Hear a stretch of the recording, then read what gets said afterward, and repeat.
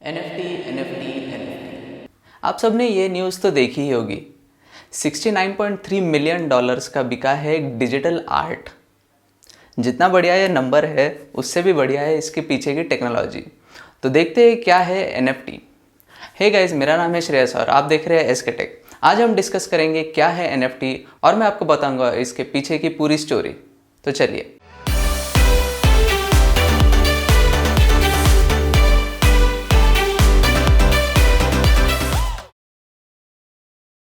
तो NFT का full form है नॉन फंजिबल टोकन्स। फंजिबल का मतलब होता है कि कोई चीज़ जो आप इजीली रिप्लेस कर सकते हैं।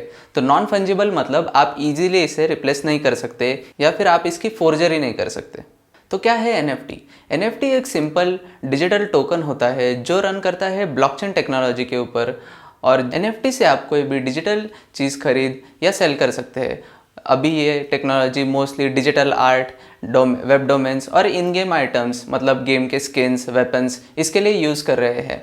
ये जो NFT है इसकी भी टेक्नोलॉजी ब्लॉकचेन में है जो कि सारे क्रिप्टो करेंसीज का बैकबोन है। अभी ये NFTs रन हो रहे इथेरियम के ब्लॉकचेन पर। इसके स्टैंडर्ड्स है ERC20, ERC721 और ERC1155। तो पहले देखते हैं क्या है ब्लॉकचेन। ब्लॉकचेन एक सिंपल डाटा स्टोर करने की टेक्नोलॉजी है जो इन्वेंट हुई थी 1991 में, पर यह पॉपुलराइज हुई जब सातोशी नाकामोटो ने 2008 में इसे यूज़ किया अपने बिटकॉइन की लेजर्स में। ब्लॉकचेन डाटा स्टोर करता है चंक्स में जिसे कहलाते हैं ब्लॉक्स। तो जब आपका कंप्यूटर डाटा कलेक्ट करता है और उसके पास इनफ डाटा हो जाता है तो वो उस डाटा को कन्वर्ट कर देता है एक ब्लॉक में। अब ये ब्लॉक का एक कोड बनता है मैथमेटिकली जिसे कहते हैं हैश कोड।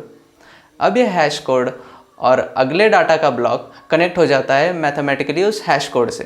तो यहाँ से आता है इसका नाम ब्लॉक चेन। अब ये ब्लॉक सारे चेन से लिंक्ड होते हैं उस हैश कोड की मदद से, और जब ये ब्लॉक्स बनते हैं डाटा के तो इनमें इनका जुड़ा होता है टाइम स्टैम्प, मतलब ये कब बने हैं, उसकी डेट, उसका टाइम।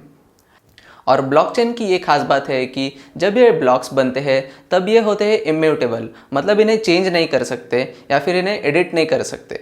एडिटिंग इनका इलीगल हो जाता है, और इनके साथ टाइम स्टैम्प जुड़े होने की वजह से इसका डाटा पूरी तरह से ट्रेसेबल है, मतलब ये स्टार्टिंग का डाटा आप एंड के ब्लॉक से लिंक कर सकते हैं। तो नेक्स्ट आते हैं इनकी सेफ्टी की तरफ। ये इतना पॉपुलर क्यों हुआ है ब्लॉकचेन इनकी सेफ्टी की वजह से? क्योंकि ये ब्लॉकचेन के जो चेन्स है ब्लॉक्स के, ये स्टोर होते हैं मल्टीपल सर्वर्स पर या मल्टीपल कंप्यूटर्स पर।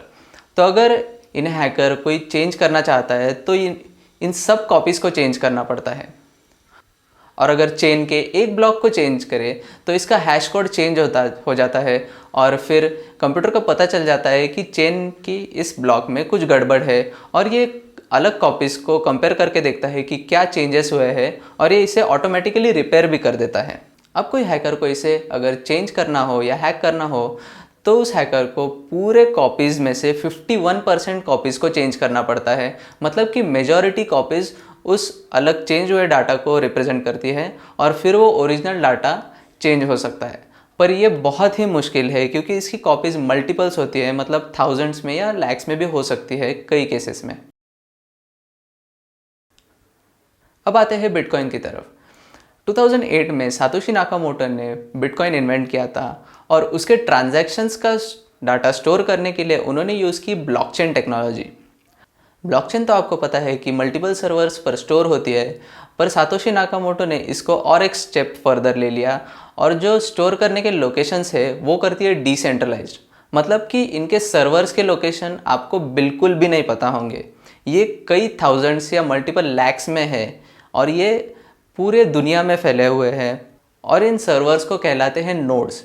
ये डिसेंट्रलाइज्ड है, इसका मतलब इसकी लोकेशन किसी को नहीं पता, और इन्हें हैक करना ऑलमोस्ट इम्पॉसिबल हो जाता है। तो कॉन्टेक्स्ट के लिए अभी ब्लॉकचेन के चेन में है 6.5 लाख से भी ज़्यादा ब्लॉक्स, और इस चेन में हर 10 मिनट एक नया ब्लॉक ऐड हो जाता है, और ये पूरी चेन की साइज़ सिर्फ 15 GB है। तो आप इसकी कॉपी आपके फ़ोन में भी रख सकते हैं, इतना छोटा है।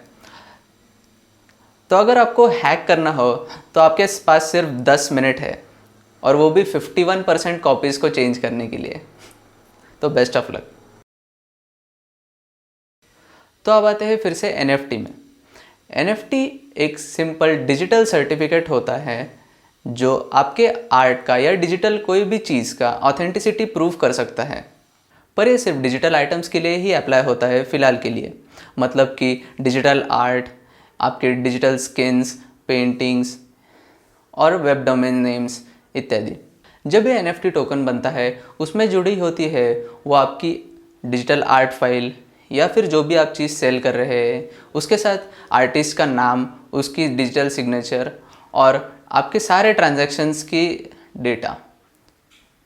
अब ये जो NFT टोकन होता है वो अनचेंजेबल होता है, मतलब कि ये ट्रूली लिमिटेड एडिशन फाइल बन जाती है या फिर कलेक्टिबल बन जाती है तो उसकी वैल्यू बहुत बढ़ जाती है। फॉर एग्जांपल आप कोई मोनालिसा की पेंटिंग लो तो वो लिमिटेड है इसलिए उसकी वैल्यू बहुत ज़्यादा है, वो आप इजीली ऑक्शंस में सेल कर सकते हैं। सिमिलरली NFT टोकन्स भी आप कोई ऑक्शंस में सेल कर सकते हैं।